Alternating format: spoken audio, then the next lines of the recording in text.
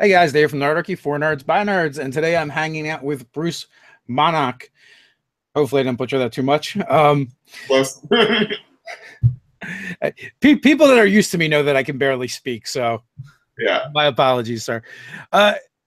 We met briefly out in LA when we were kind of on our GM Tips adventure, and you were helping Rudy and Satine set up. You helped crew for them, so you were kind of busy, and me and Ted got used as bodies pretty much during the setup process. But it turns out you're also doing a lot of cool and interesting stuff. You and your brother were on GM Tips a while back, which you guys can find a link in the description. Earlier I was looking at papers and pen and laser guns. Pen, paper, and laser guns. Or pen, paper, and laser guns. It just doesn't roll off my tongue very well.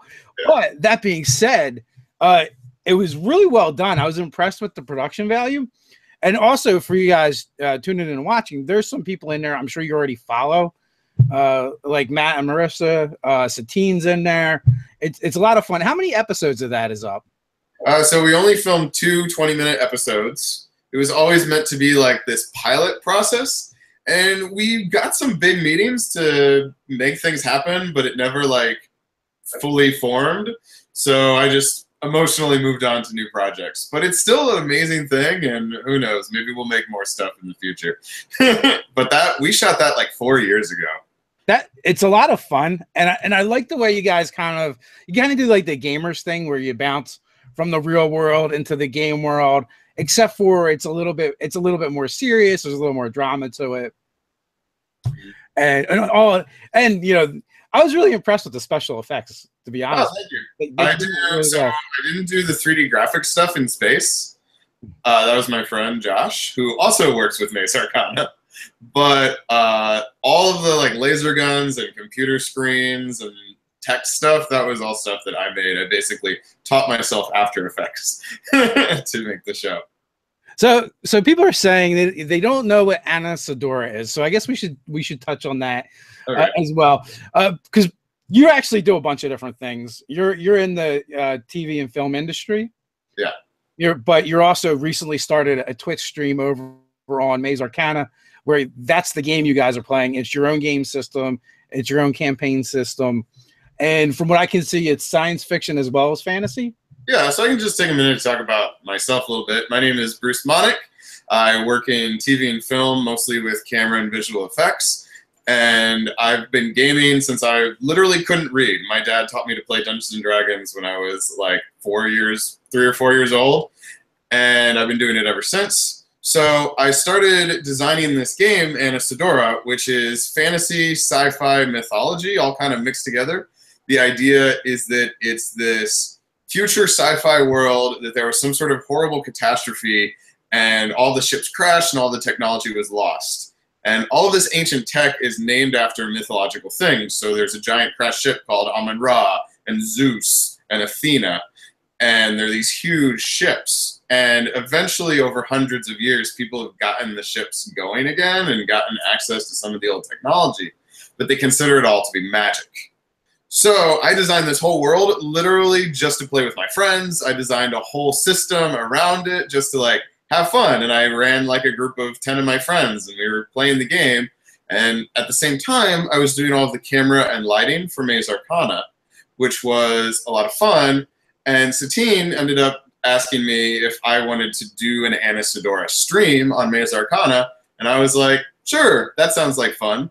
So I got together some friends. I used my photography background to take some cool pictures of my players. We made fun pictures. We posted them online. We made costumes for our characters. And we've been streaming it. We've done 5 episodes so far of the game. And we're moving on to our 6th next Monday. Yeah, so that was one of the things I definitely want to bring up is when I did go over and check out the Twitch stream a little bit, that one of the things that pops right away is you guys are all in costume. Yeah. Which is pretty awesome. We're fun, crazy people. I like it. So I have a background in LARPing and vampire as well. So I love excuses to wear fun costumes.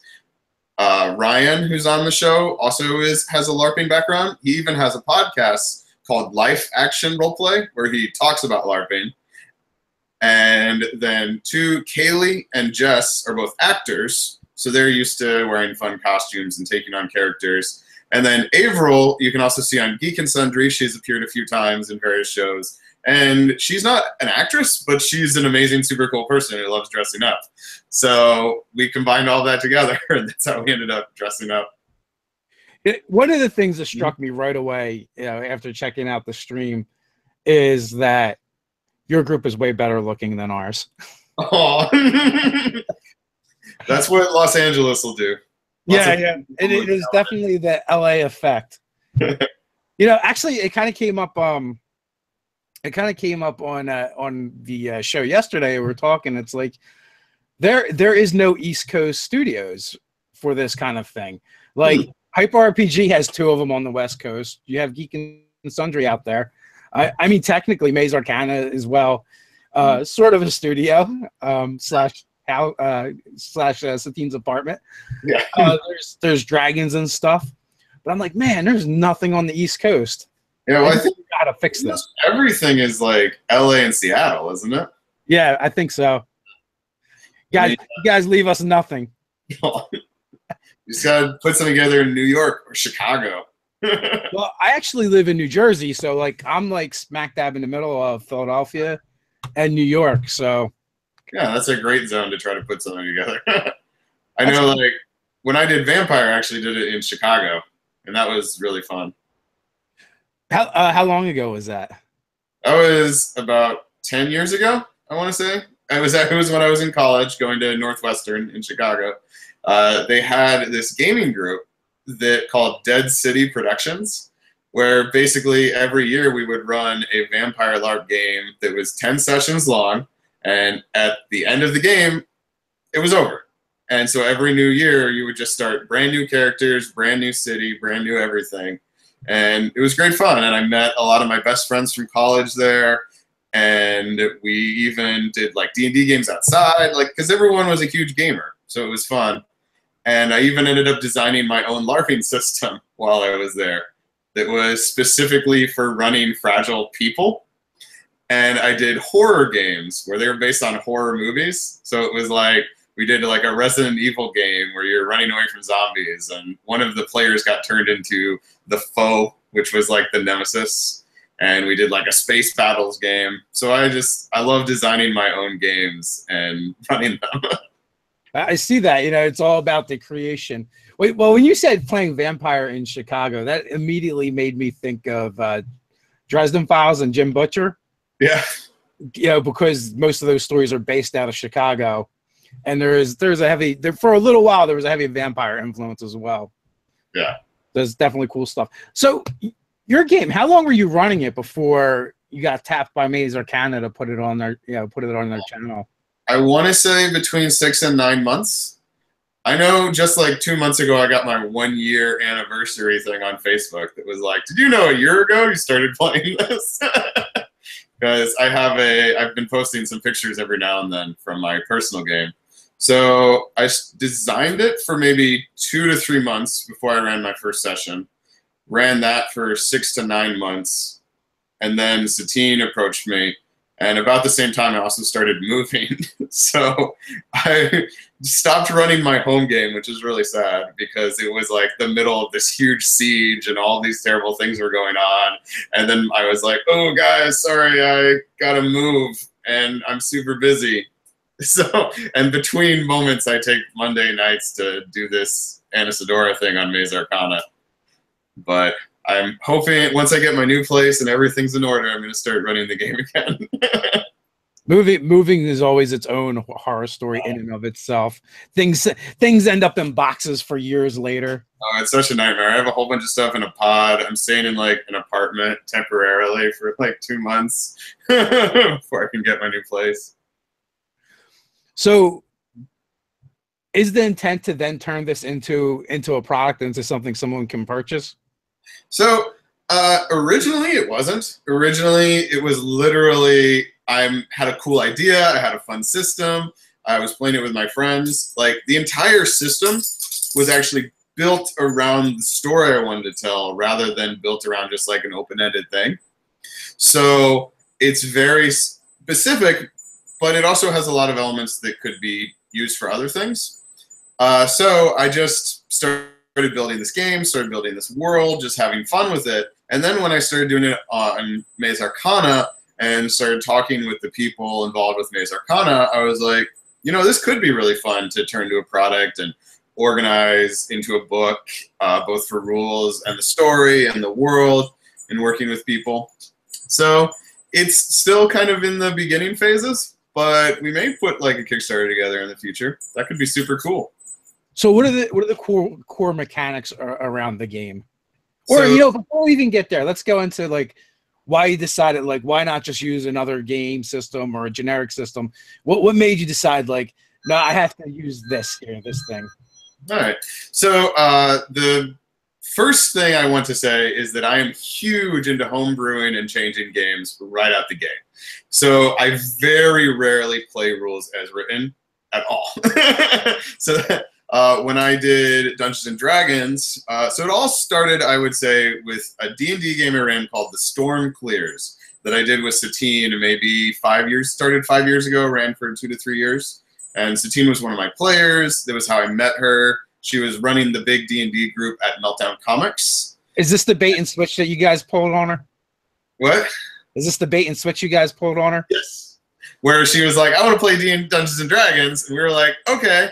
And so we started with 4th edition Dungeons and Dragons, but we started running it at Meltdown, and it became really popular. So our game started to have like between 10 and 20 players, and the game was so big. 4th edition D&D really doesn't work when you have that many people. It's just a little slow, a little clunky. So we started rewriting rules to speed it up until eventually we were just like, you know, this isn't working at all. And we made our own rule system for speed. That was what it was built for. So it only used 20-sided dice, and all the powers were custom built. And because they were custom built, we got rid of classes. So you could just point by like ranged attacks and splash attacks and all that various stuff. But it was always at the core like 4th edition D&D. It always had the same kinds of abilities that you could see in 4th edition Dungeons and Dragons. So when we finished that, I started thinking about what I really liked about this new system that I put together, specifically the speed of gameplay and also the classless elements. And I combined them into what became Anesidora, where essentially you have 6 attributes that define your natural ability. And then each of those attributes has about 8 to 10 skills in it. And you point by your attributes and skills, and that determines how good your character is at things. And then you can buy special abilities that give you things that aren't defined by just raw numbers, like being able to see particularly well, having a good sense of hearing, or even like special companions and pets like attack dogs or mounts can be purchased with points. So it allows for essentially full customization of your character within a pretty streamlined gameplay system. So that's why I built it. So when you were designing that, did you kind of design a whole cloth? Did you look at other systems and go, I like this, I don't like that? Oh, I definitely, well, I guess I've been playing games for a long time. I played a lot of D&D. The Vampire LARP that I played in was custom rules too. Like they started with Masquerade, but over years of playing it, they rewrote it. And I've also played like Dark Heresy, and I'm big into 40K and War Machine and other like miniatures games. So I took even pieces from miniatures games, because you look at like 40K and it is fast. You can fire like 100 guns in less than a minute. So I took, like, and the way that works is because in 40K, every attack that you make is a single die. So if I want to shoot you with a gun, I roll 1 6-sided die. If I want to shoot 100 guns, I roll 100 6-sided dice. So my game, if you make an attack or you take an action, you roll 1 12-sided die. And because of that, I can make like 20 attacks at the same time. And it allows for large-scale combat. Or what I also did was I gave the players about 2 to 4 attacks a round. And because you get 2 to 4 attacks in a round instead of 1, it makes things go more towards the average, which I personally like. It means that like if you're good at fighting, you're going to be good at fighting consistently, and you're going to do a lot of damage really fast. So that's what I took from 40K, and then from Vampire, I liked their attribute system, how the attributes combine with the skills. And then from D&D, I took the simple die roll plus skill equals chance of success.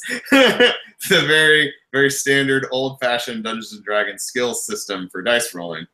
And then I use 12-sided dice because they don't get any love.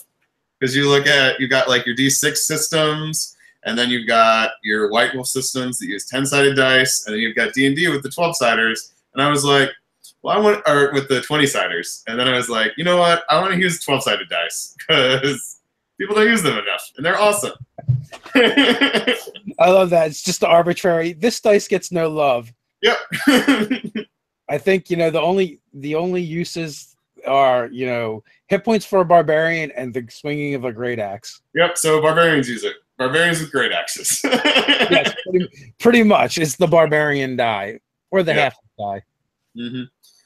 So, how long did it take you to cobble together your system? Is it still in the works? Or is it kind of like done? Oh, it's still constantly changing, but I'm a tinkerer too. So it took me about 2 months to get it to the point that I felt that people could make characters. And I've been working on it for about a year and changing all sorts of little things here and there, changing point values. So one of the things I'm literally changing from last session to this session is how fast characters move. And I'm actually turning the speed down. So here's something that is just me getting into how games function. In D&D, because your characters tend to have speed 6, and they run and charge at around speed 12, and a table is only about 30 squares across at the biggest, you usually find you can close right away. Like, as soon as a fight begins in Dungeons & Dragons, melee is closed within 1 to 2 rounds of combat. And the way that they get around that for ranged characters like wizards and archers is you can shoot directly into melee, or they will sometimes allow you to 5-step back and shoot. So that's how D&D deals with the fact that everyone's crazy fast. So, but my game, because there are guns, it means that it's a big deal how fast characters are able to close into melee combat. So I actually turn the speed down in order to allow more maneuvering before melee is engaged. So that's my new balancing point. I'm trying to determine like range of attacks versus amount of cover versus speed of characters. The Mutants and Mastermind system, you could literally have a character that can circle the globe and around. Yeah. I guess you guys use miniatures then? Yeah. It uses a hex grid with miniatures. Yeah. When we were playing M&M, we just threw away the miniatures. It's like tactical combat was pointless. Oh yeah, and like tactical combat isn't necessary for my system. It's just fun. Like I said, I have a background in War Machine and Warhammer, so I kind of get a kick out of like specific positioning. And I love board games where it's like relevant how you stand in relation to other characters on the board. Well, you're also speaking in squares, so I instantly got that as well. Yeah. When you're referring to the movie. Have you dabbled in HeroScape at all? So I've never played HeroScape, but HeroScape is the type of board we've been using. Since I wanted large hexes, I literally just borrowed my friend's HeroScape set, and that was how I actually TL. I borrowed. Yeah, I know TL. Yeah. And, awesome. And then our friend Andre, who I met through Maze Arcana, I've been using his HeroScape stuff for the stream, so that we don't have a mini camera, at least we didn't up until last week. But I have a HeroScape set in front of me, so I can keep track of players in fights. I think I've got like 5 or 6 containers of HeroScapes, and then a box somewheres. That's awesome. It's kind of put away. I haven't played it in a while, but that game is a blast. I just thought the table, the board was so well made. That was the thing that really blew me away for the first time I ever saw it. Oh yeah, the way how the way it's modular, how you can build different boards. My partner Ted, who you had met as well, we game at his house for the most part, and he has a pool table, and they basically took a couple pieces of plywood, covered them, and they put them on top of the pool table to make our gaming table. Oh wow! And we'll use that for D&D or whatever else we're playing, but we've also used it for HeroScape, and we've just made these huge like landscapes of HeroScape tiles, with and they're so cool because you got water and lava and snow and the trees look so nice too. They did a great job with it. I could definitely see why you would want to use that instead of standard minis. Or at least for the terrain anyway. It looks like for the terrain. What I want to do for the minis, so Satine draws this really amazing comic book art.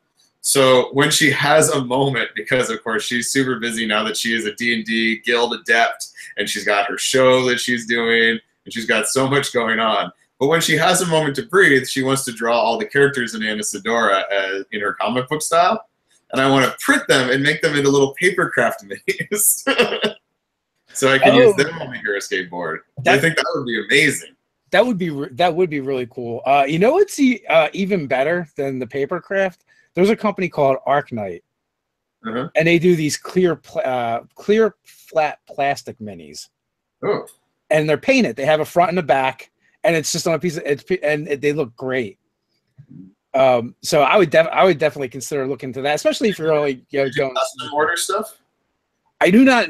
Well, I suspect they could, because we did a Dungeon Crate curated, celebrity curated crate, and they did dwarves with our visages.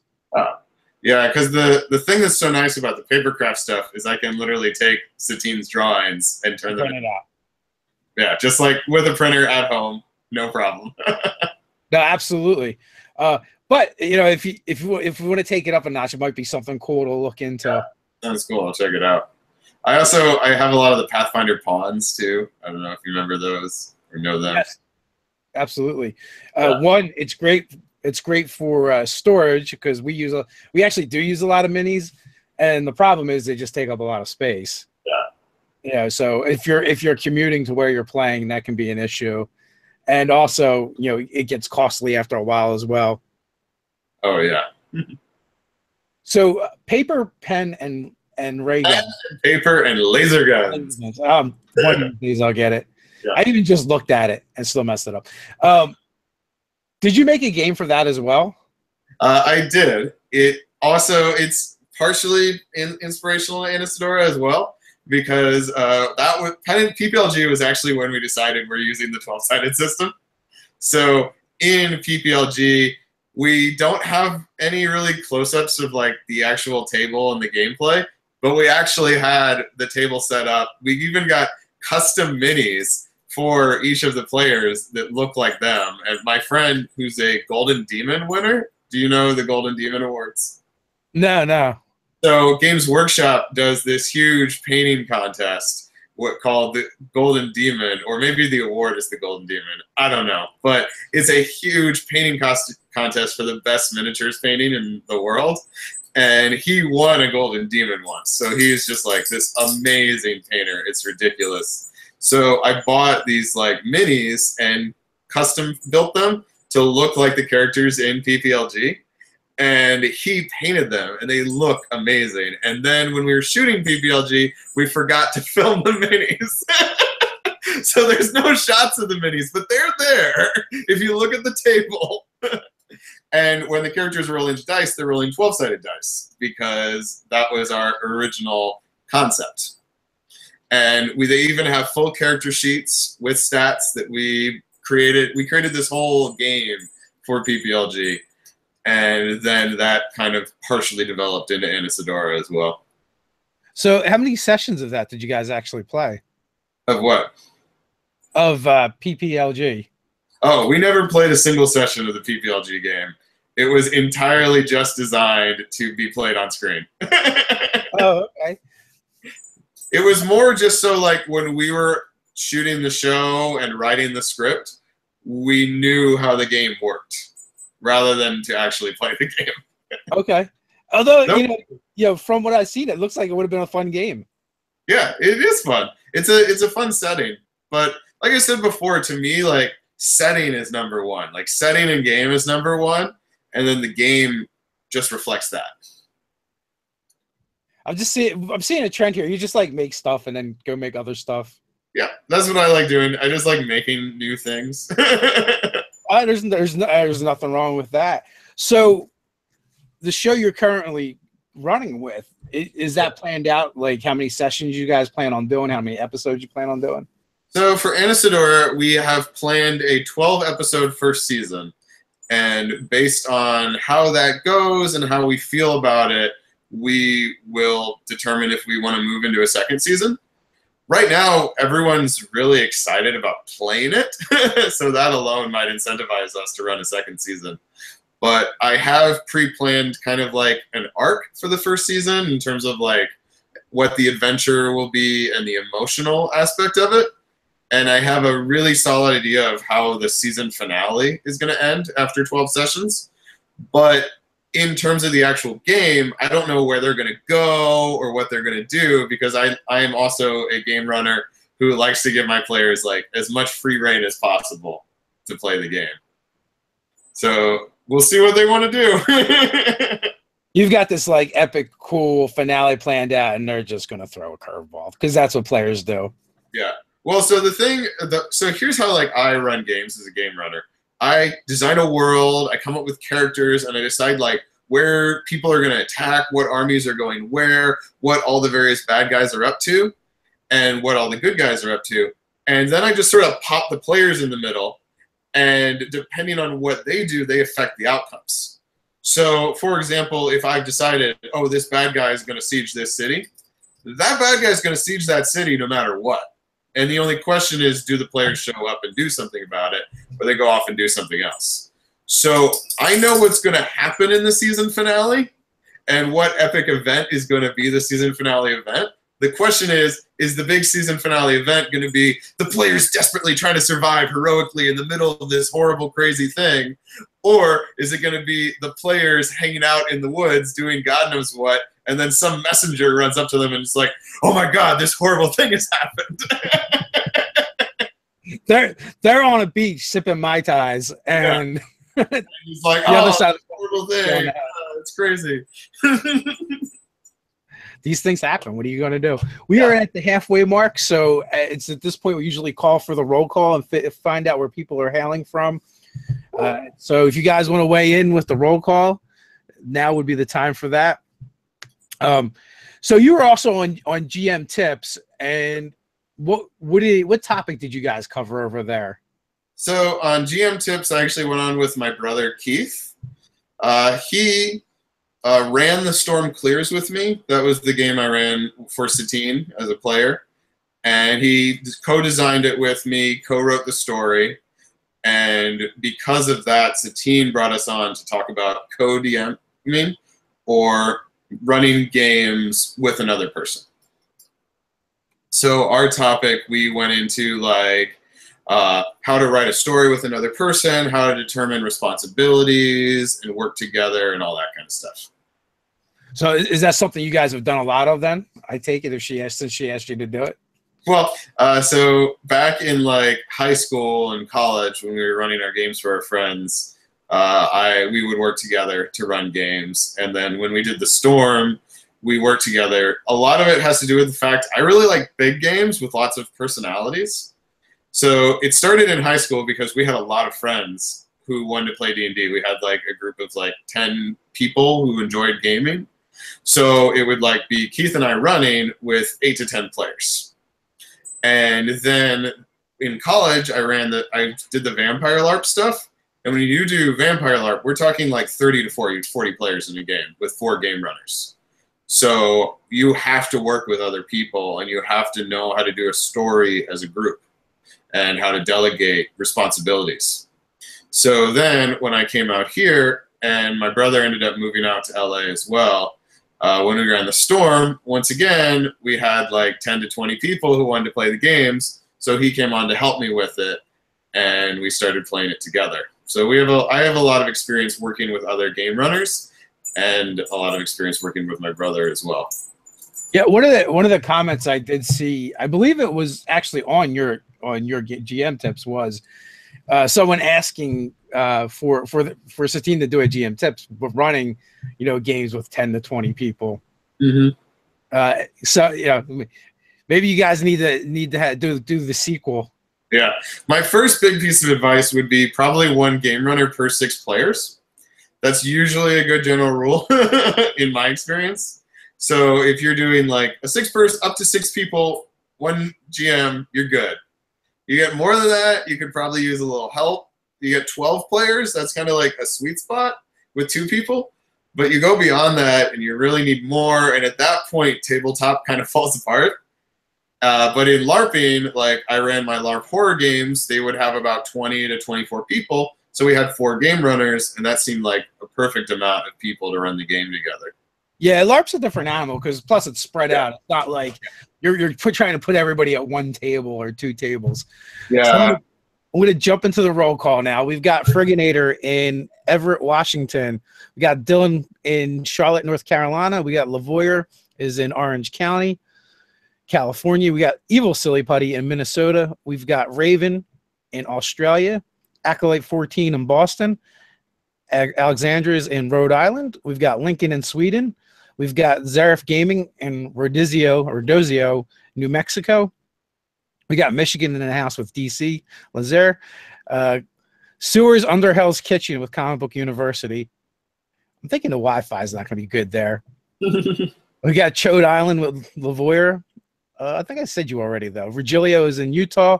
We've got the One Lazy Guy in Australia. Todd's in Dallas. New Brunswick, Canada's in the house with Ben. Satori's in Sacramento, California. We got Riverside, California in the house with Richard.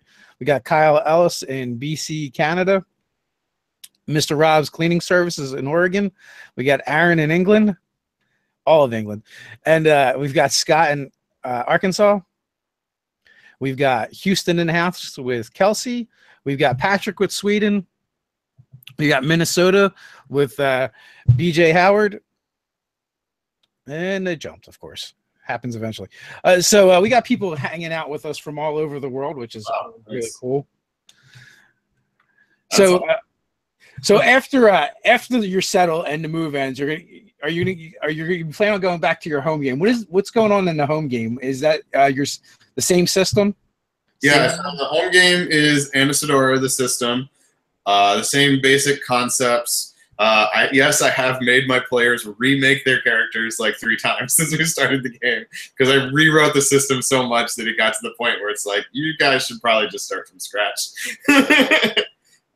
And in that one, so that one is much more epic right out the gate because in my world, it's all like the god cities are these powerful crashed ships with this huge super tech. And then the exiled are kind of the people who live outside those cities.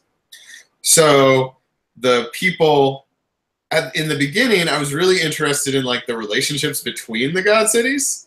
So my players are these like epic diplomats between god cities and like incredibly influential people who travel between these cities. And very quickly they found this stash of ancient tech, including cars and like a little mini fusion reactor type thing that gave them some incredible speed and some incredible power. And the thing I found was that I felt like I wanted to hit the brakes a bit. I felt like I'd made them too powerful too fast because like they could literally roll up in their car, in their giant truck to like a god city and be like, let's chat with the person who's in charge here. Because, oh wait, you just froze. Oh, there you go. So they could like roll up with their giant truck, and I had to like figure out how to make the game smaller scale again. And can't really do that. So I just found a way to get rid of their truck. They had to go to another, like an island, so they couldn't bring their truck with them. Because it's very hard to design an encounter in a primitive world when you have a giant truck. I, I'm just wondering how many sessions it took them before they finally decided we just can't bring the truck.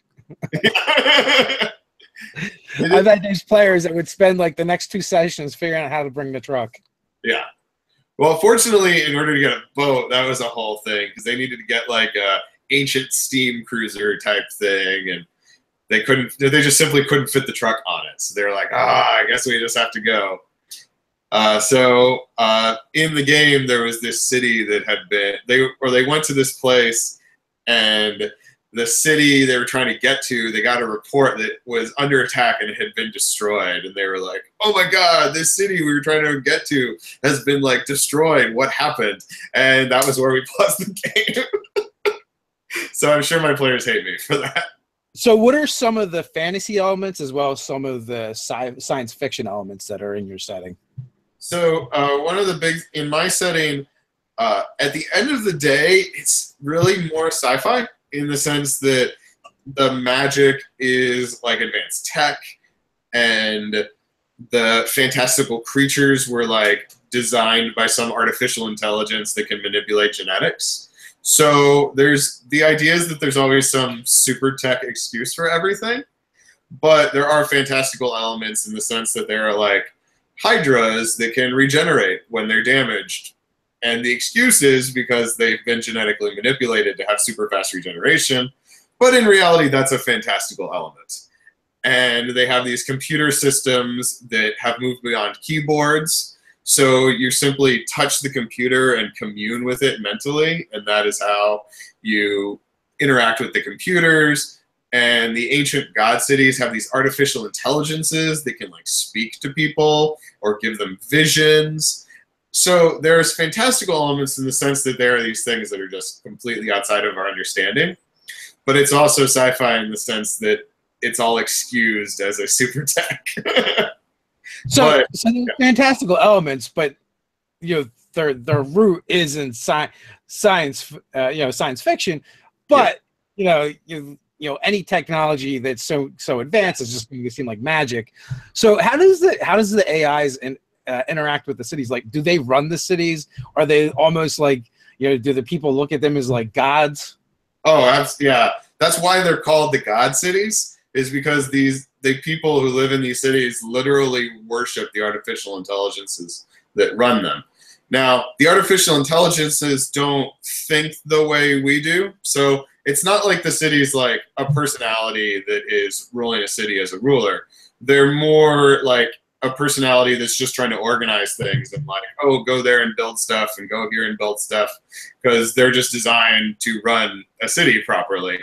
But the people like worship them and think they're like these amazing things. But at the same time, you have a secular government that has their own interests in mind and their own thoughts. And then you have the religious people who follow the word of the artificial intelligence, and those two groups come into conflict, where the secular group has this one thing they want to do, but then the high priests are like, no, the goddess tells us that if we attack that other city, we'll lose too many lives. And they're like, screw it, we want to do it.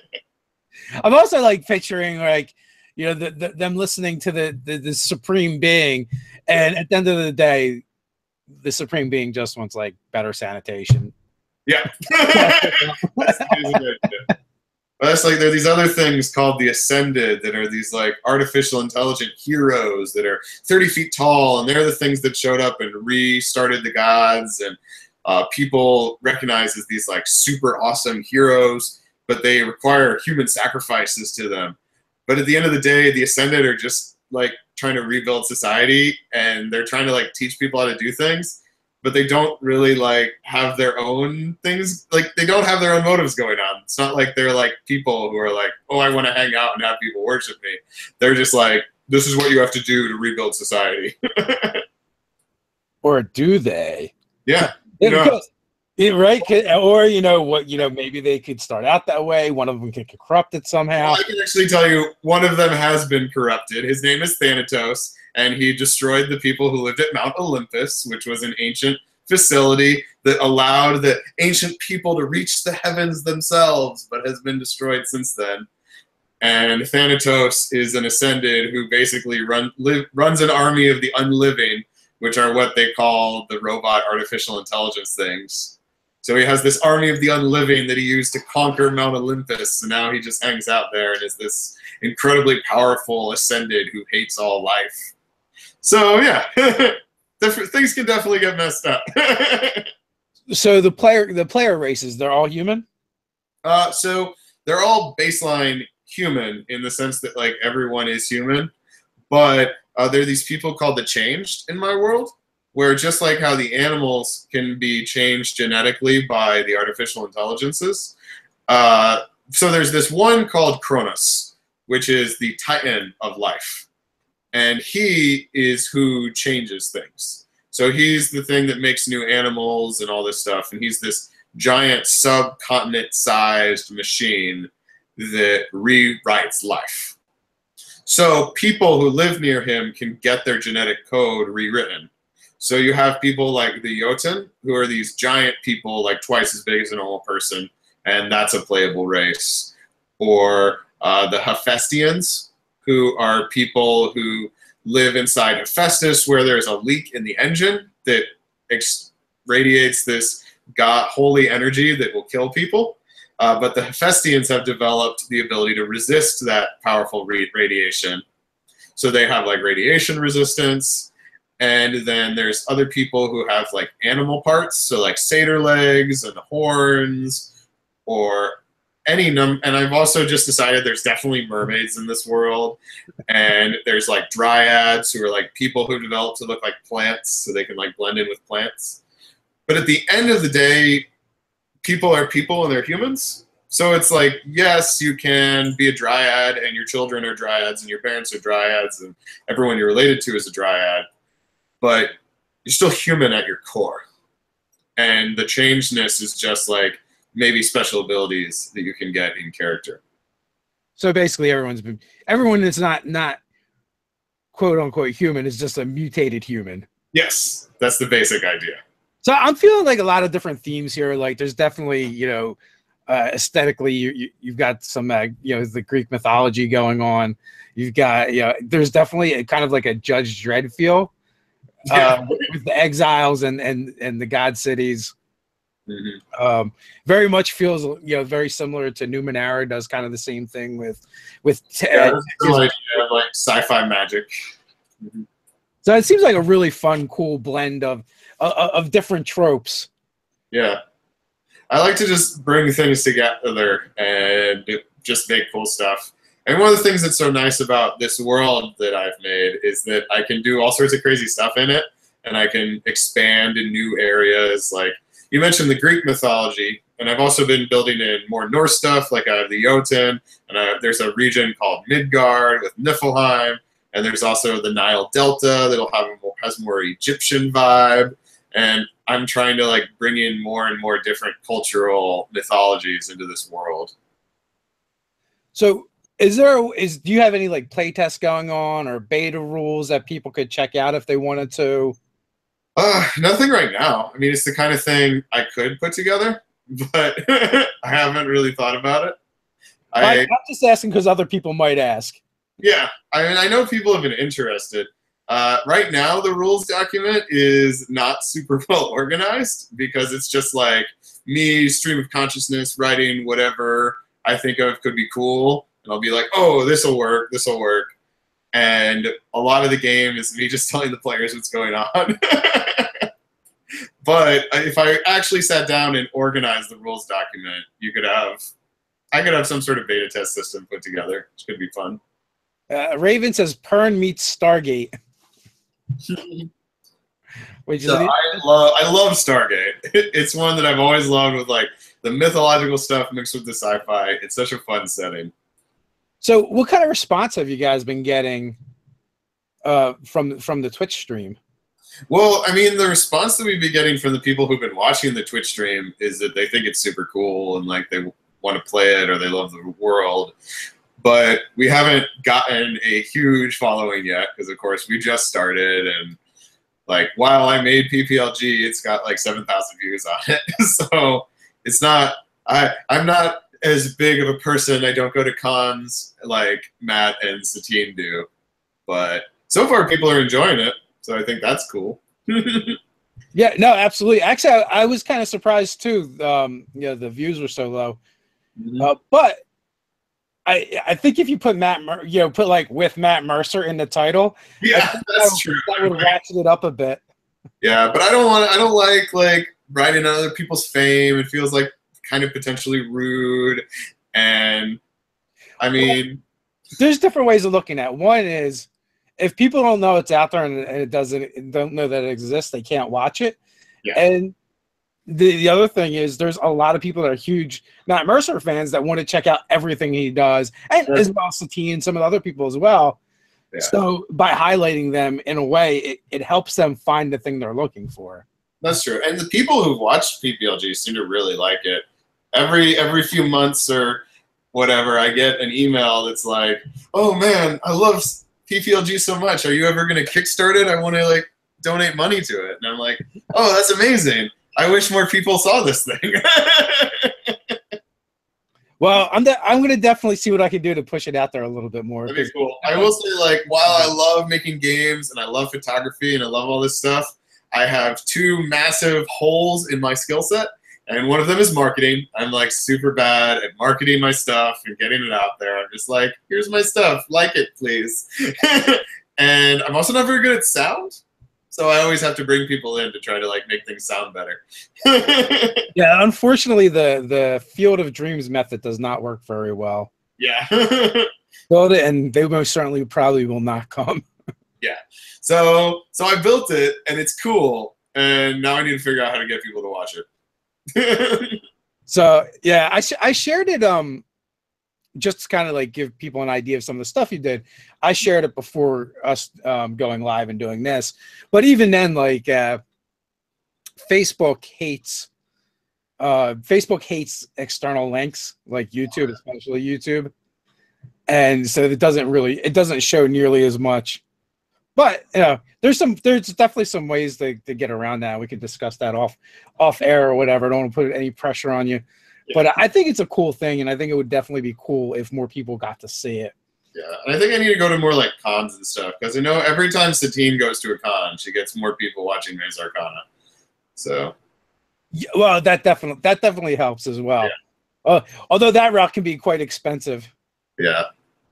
Having just did Origins and Gen Con, I am also a peon, so no one's flying me anywheres or putting. Yeah. Like we're out there hanging out with all these cool people, and they're like, "Why don't you just stay in the hotel right here, like we're doing?" I'm like, "Because the stay for one night at that hotel is what I'm paying for the week over here." Yeah. One day. I just recently went full time with doing just Nerdarchy, and before that I was doing heavy construction. And because of that, we're having all these like cool opportunities pop up. But at the same time, we have less money to work with than we did before, because now I get paid a salary through doing this, which eats away most of the money. So, what are you gonna do? Yeah, that's impressive. That's cool.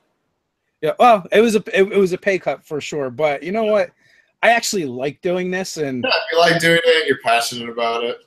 Yeah, and at the end of the day, you're having people come up to you and go, "Hey, you're the reason I got back into gaming," or "You're the reason I started gaming."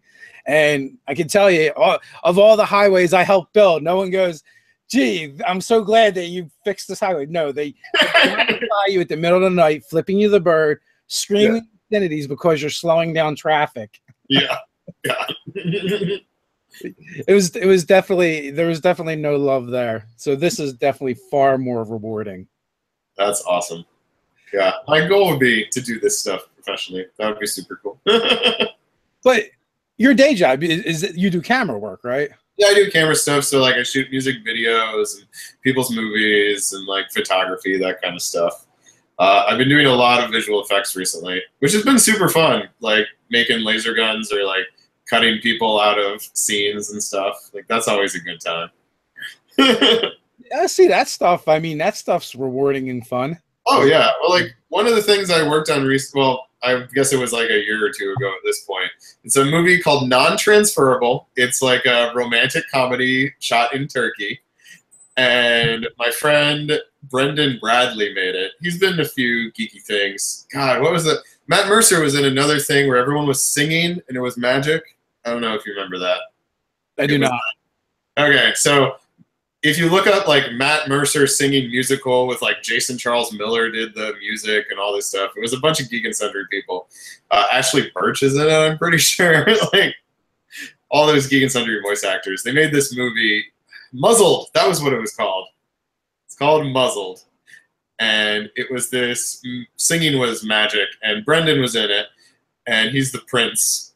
And he shot this movie called Non-Transferable that's a romantic comedy. So I was already friends with him, and in Non-Transferable, they shot in Turkey, and they got permission to shoot at all these amazing locations, but there were people everywhere. So my job was to take the people out of the shots, and it was actually really fun and rewarding, and not something I had done before. I'm deleting you from existence. I'm deleting you from existence. It's all, yeah. You have to watch after a day of that, you might end up with a God complex. Yeah, no, it was just super cool because it's like they're having this romantic moment, but there's like a bunch of tourists walking behind them. that is definitely cool, and that is actually one of the things that we always struggle with is like the technical side of stuff, because we end up doing everything ourselves pretty much, and a lot of these skills, we didn't have when we started this. We had to kind of develop them. People like to break our balls about production quality and stuff like that, and we're just like, I don't know, we're gamers. What do you want from us? Being in LA is a huge advantage for you guys because there's so many people that do all this different stuff. Oh yeah, they're all help each other. And I'm fortunate that I've studied all this stuff, so I know how to do the technical aspects and can light a scene and everything. So now all you have to do is get married up with the people that are good with the marketing. Yeah, that's good. So I'm trying. I'm gonna ramp it up, possibly with like I need to finish this move because it is killing me right now. I have no free time figuring out all this moving stuff and like grabbing boxes everywhere. But once I'm in my new place, I can focus on marketing and I can focus on getting Anesidora out there, and it'd be super cool. It will absolutely be super cool. Well, we'll be keeping our eyes out to see what you're up to and checking it out. Can't wait to see the actual rule set drop, or maybe a version of it so we can take a look at it. That would be cool. Or maybe if you wanted to come on sometime and run a game for us, that'd be cool. Oh, that could be cool. And I'll update the rules so you guys can take a look at it. Maybe run a little game online.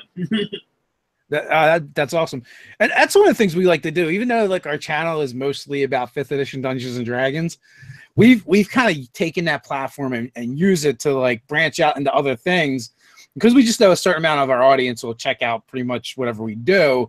So it just gives us a way to expose them to other games. So that's one of the things we really like about doing this. Yeah.